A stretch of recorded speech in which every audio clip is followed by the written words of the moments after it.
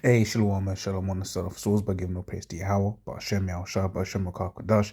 Double honors the apostles of our great Most High, and honors you brothers doing the work of the Most High in truth and in sincerity.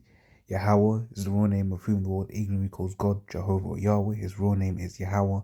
The Son's true name is Yahushai. And when we pray Yahweh, Bar Hashem, Yahushai, Bar meaning in, Ha meaning done, Shah meaning names, Yahweh, the name of Yahushai.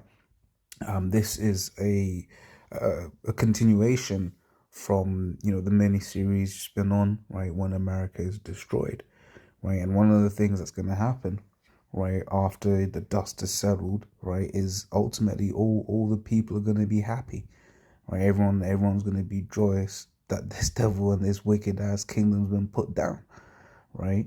Now, in the immediate aftermath, as we, you read in not Psalms, Revelation, the 18th chapter, you're going to have these nations wailing, basically, because they won't be able to, sell their wares anymore. But once people see that life is better under the Israelites, guess what? They gonna be happy. Let's grab this real quick.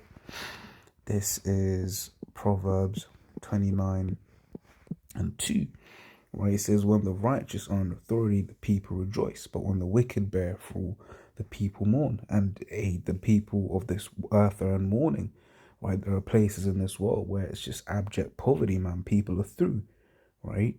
They've got basically nothing, but then you go maybe a mile or two down the road, right, and then the level of affluence is bewildering. Right, this is the kind of world that we live in, and that ain't right. And even those people that are living in that in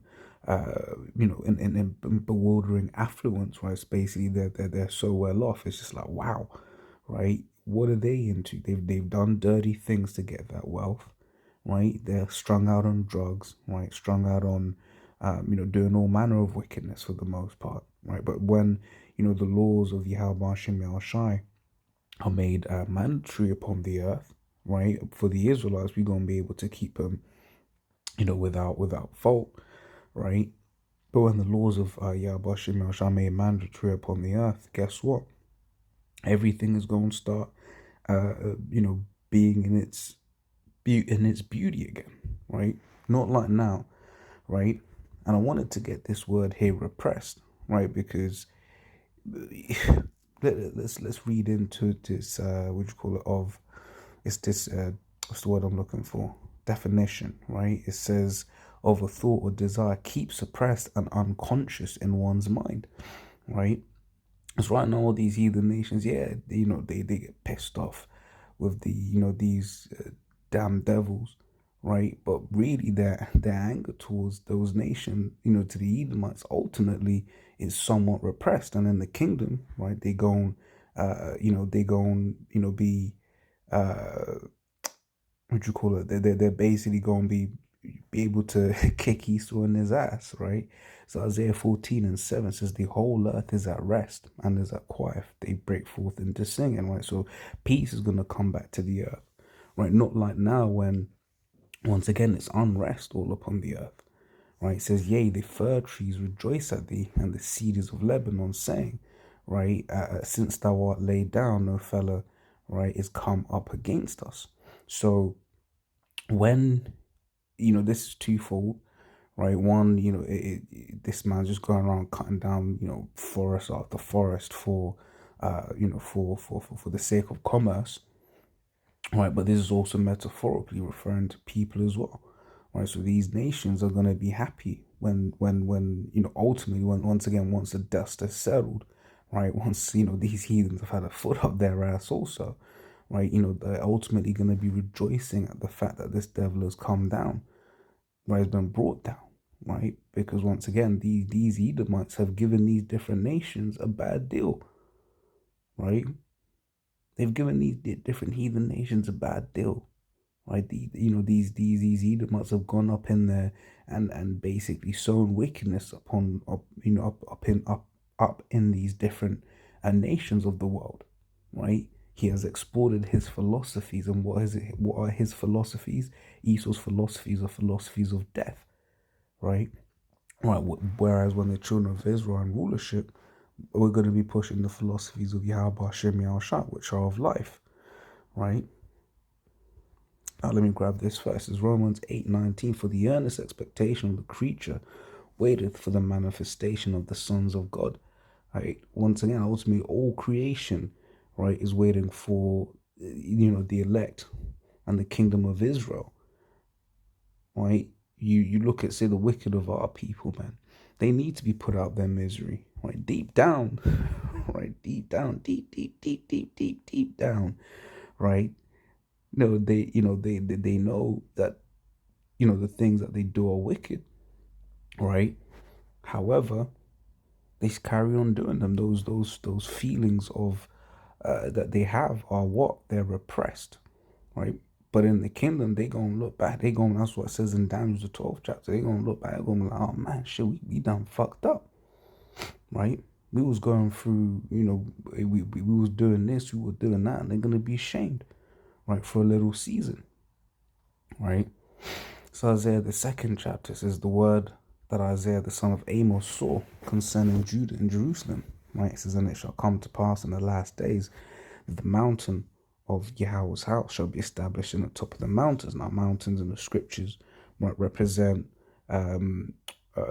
governments, right?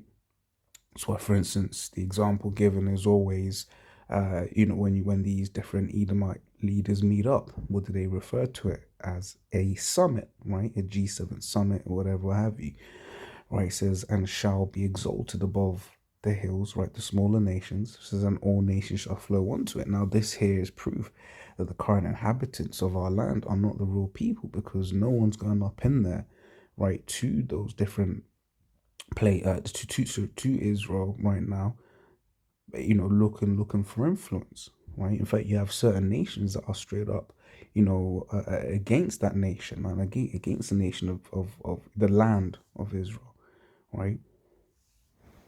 So we know that they ain't the ones, right? Verse 3 says, and many people shall go and say, come ye, and let us go up to the mountain of the Lord Yahweh, to the house of the God of Jacob, and he will teach us of his ways, and we will walk in his paths.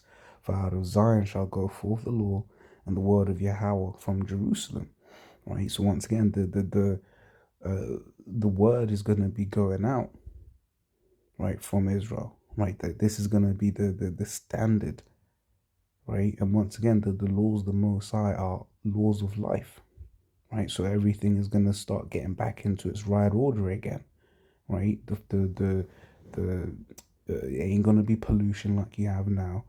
Right. There isn't going to be overindulgence like you have now. Things are just going to be in its balance. Right. Things are going to be in its balance. Right. Once again, he's destroying, lands and lands and lands. Right. To basically, make cows to have in his bloody McDonald's burgers, man. Right. Which ain't nothing wrong with beef. Right. But the way he does everything in an unsustainable way. Right. Because once again, there's ways to eat, red meat. I remember Apostle Ricard did a video years ago, speaking about, really red meat is it's not something you want to be eating all the damn time, right?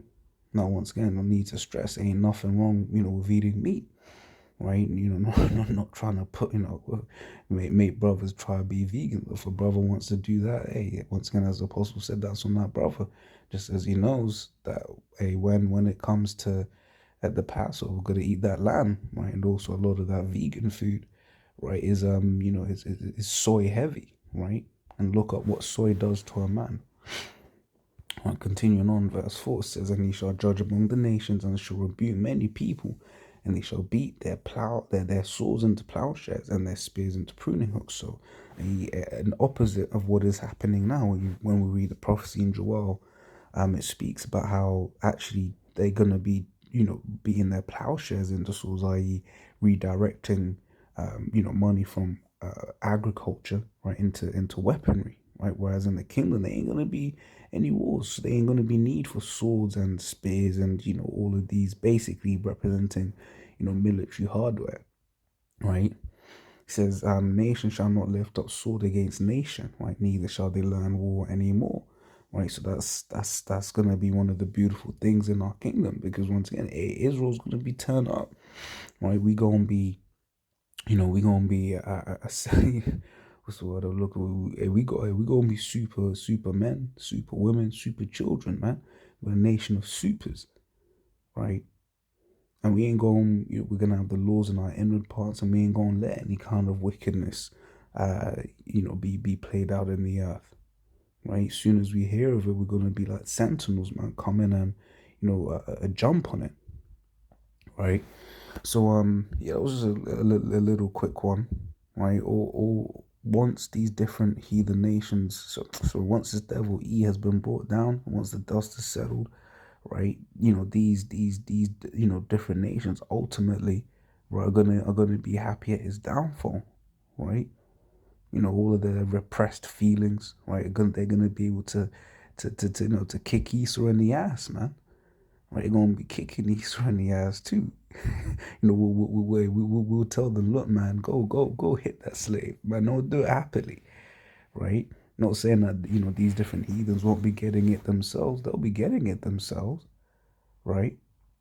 But hey, man, these are the things we got to look forward to, man, by dealing with these nations with the rod of iron, pursuant to Revelation, the second chapter.